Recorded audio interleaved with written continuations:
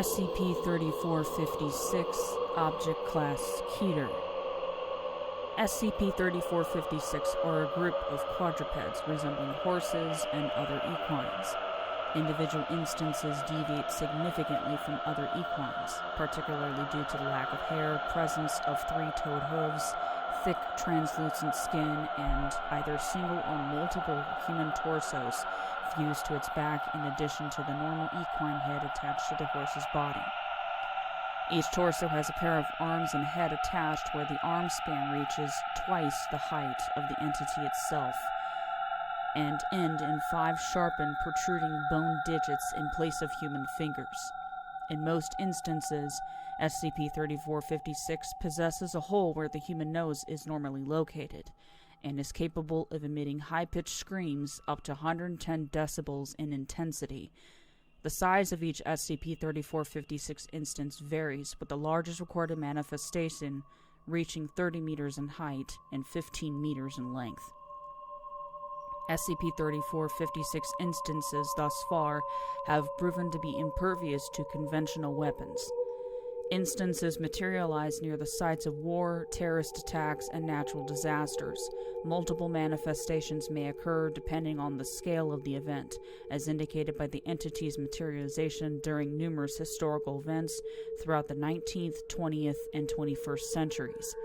SCP-3456 instances display high levels of adaptive intelligence during incidents, often engineering situations to trap or torture their targets.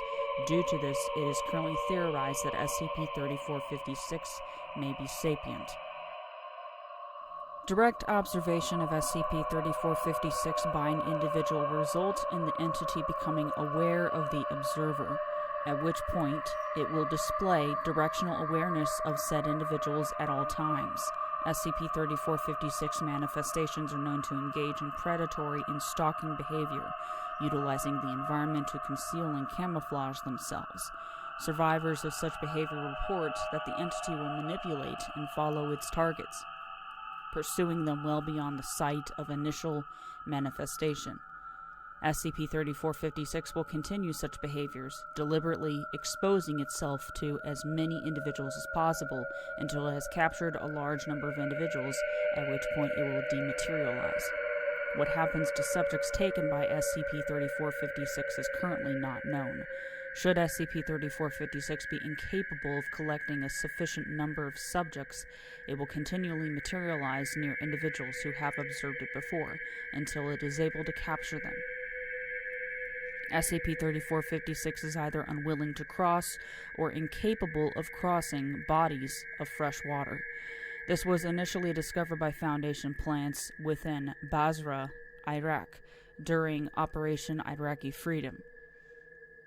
Foundation agents were forced into rapid retreat across the Tigris River by 3 SCP-3456 manifestations, at which time they discovered that the instances could not or would not set foot onto the bridge.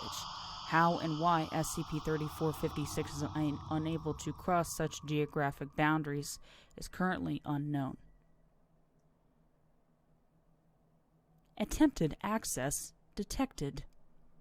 Enter credentials. Credentials recognized. Level 5 clearance granted. The following section contains journal entries from Dave Harkand, an infantryman in the British Expeditionary Force during World War I. This journal describes several SCP-3456 sightings over the course of the Battle of the Somme. June 27, 1916. Finally arrived at the front. I picked up this little journal while I was in Paris. Figured I might as well keep record of my heroics on the battlefield. Quite chuffed to finally be in action, though it seems I'm the only one. Most of these blokes have been fighting for a couple months now, and they look downright dreadful. Mud all over the uniform, and their faces are so pale. Look like they haven't eaten or slept for months. Commander officer is rather shit-hot for battle. It's quite admirable. July 2nd, 1916. Woke in the early hours of the morning. Ground was shaking, damn near shook me out into the muck on the dugout floor. Poor blokes in the bunks on the other side looked like they had seen a ghoul. Pair of Northern Irish lads from Kitchener's armies, if I remember right, kept muttering about a nuckatee. Must be some Mick thing. We're both gripping a gold crucifix. I was about to lay my head back down and get a wink of shut-eye when I ended up scrambling into the mud. Loudest damn thing I had ever heard. I thought it was the Hun artillery about to mark us with a whiz-bang. Only problem was, never did get the bang. This morning, asked our brass hat about the artillery barrage. Gave me a funny look and asked what the bloody hell I was talking about. July 2nd, 1916. We went looking for the dud that must have come down last night. Didn't find it, but found something even the Amen Wallah probably can't explain. Strangest looking crater I've ever seen. Was shaped like a giant hoof. July 3rd, 1916. Huns made a push today. First time they've moved in our region. First time I'd ever seen combat. It's not romantic and adventurous. It's terrifying and deadly. My hands can't stop shaking. Already messed up the chit once. The Huns had our outfit up against a wall. Damn near overran us. Didn't help that it rained the night before, making our foxhole filled to the brim with muck. One of the Frits came right at me. I put one right between his eyes. Fell right at the edge of the trench and had to look him in the eyes. Poor lad couldn't have been more than 17 or 18. Martin, one of those Irish lads is gone, was unlike anything I'd ever seen. One moment, he's standing shooting at the Huns. All of a sudden, the muck starts boiling. Before anyone can react, mud just flies everywhere. Everyone else is suddenly knocked down off their feet. I look up, the wanker's just gone. Wasn't even body parts left. Haven't told anyone, but I'd swear that there was bones coming up from underneath him, right before the mud went flying. His mate, Brendan, was digging in the mud for hours, looking for the crucifix. July 14th and 15th, 1916. Huns tried to push this morning in the rain. I was in the machine gun nest with Brendan, the other Irish chap in my unit. They kept coming and getting stuck in the mud, and I just kept shooting. Sun is rising. I'm on watch till 8. At least that's what the brass hat said. I've started losing track of how much time's been passing. There's something out there. Something lurking out in the mud and dead Huns. Nearly dozed off last night, listening to the moans of the blightly wounded, stuck out in no man's land. Poor bastards got left behind. Saw something out of the corner of my vision. Something big. Couldn't quite make it out. It was much darker than usual. Overcast sky was obscuring the full moon. Heard a couple of screams, but whatever it was gone before my flare hit the sky. July 30th, 1916. I've been seeing them at the edge of my vision ever since that first night. They're huge, but they move so damn fast that they're gone before I can get a clear look. Or at least that's how it was mucking out until today. Thick fog and mist rolled in this morning, blanketed at everything. We figured the Huns might use it to launch another push. Bastards have been pushing non-stop since the 20th. Saw it through the fog, looked like a shadow hiding in the mist, some sort of horse-like creature with something dragging along the ground, and a giant lump where the rider would sit. Except the lump started moving. Could have sworn it was a person or something that looked like a person. Sat up, and the things dragging along the ground reached out in front of him, picked up something. Thought it was a couple of dead Jerrys, until they started squirming. I'll never forget the noise it made. Louder than a banshee, shrill and twisted. It looked right at me. 2 pairs of red, glowing orbs. August 5th. Brendan calls them Knuckalavis. Won't tell me much more than that. Beginning to understand why all these blokes looked so terrified when I first arrived. August 13th. Bloody hell. Bloody hell. They're nightmares. Been on watch 2 nights in a row. One just appeared right there, right in front of me, 20 feet. Had to be at least 20 feet away, towered into the sky.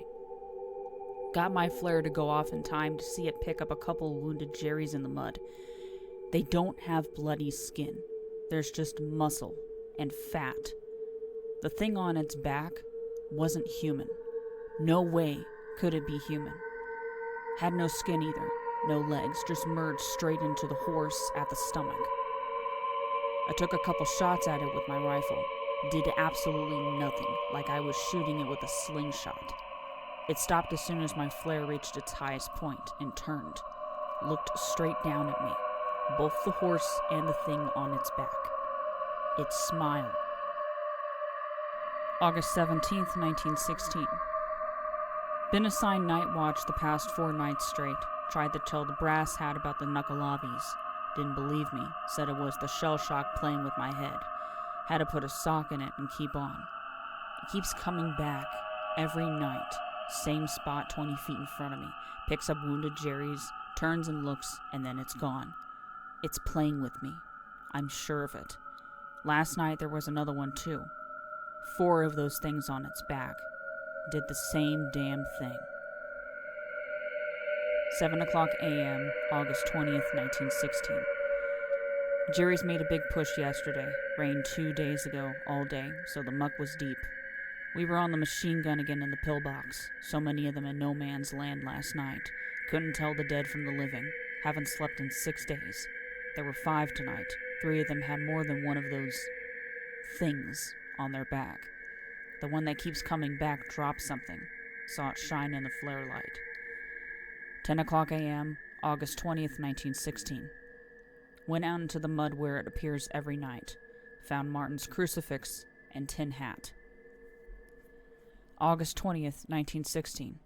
They're getting bold. Saw one out in broad daylight. Pretty sure it was the same one. Buried itself in the mud. Just lying there. Waiting. We're going over the top at 3. There are more out there now. All doing the same thing. God help us. Official records show that David Harkin was declared MIA on August 20th, following a failed British counterattack against the German trenches. Additional queries have revealed that one Brendan O'Malley within the same unit was also reported MIA on the same date. Harkin's journal was found 20 feet from the edge of the German trenches, 2 months after he disappeared. Footnotes. 1. Which causes the appendages to drag along the ground during the entity's movements. 2. Common tactics include ambushes, luring, property destruction, and psychological manipulation. 3. Such individuals describe SCP-3456 stomping and breathing in close proximity to where they were concealed for hours before appearing to give up, only to return once they had emerged from their place of refuge. 4. The conditions and exact number of people SCP-3456 requires to reach satisfaction are unknown and appear to vary between individual appearances. 5. British slang for overly enthusiastic. 6. British slur for the Irish. 7. British military slang for a chaplain. 8. British slang for paper. Special containment procedures. SCP-3456 is currently uncontained. All attempts to contain or neutralize it have failed. Research into methods for containment is ongoing. Personnel who observe the entity are to be treated with Class G amnestics and must be located within at least one freshwater stream, river, or lake within 1 kilometer of the treatment facility. All historical references to SCP-3456 are to be removed and or attributed to myth, shell shock, PTSD, and hysteria. Reports regarding loss of life and damage as a result of SCP-3456 incidents should be scrubbed of all references to the anomaly and replaced with narratives involving military conflict, natural, or man-made disasters. Regions in which SCP-3456 are likely to appear are to be monitored regularly. Personnel are to be deployed to aid evacuation efforts in the event of an incident. Direct observation of SCP-3456 should be avoided.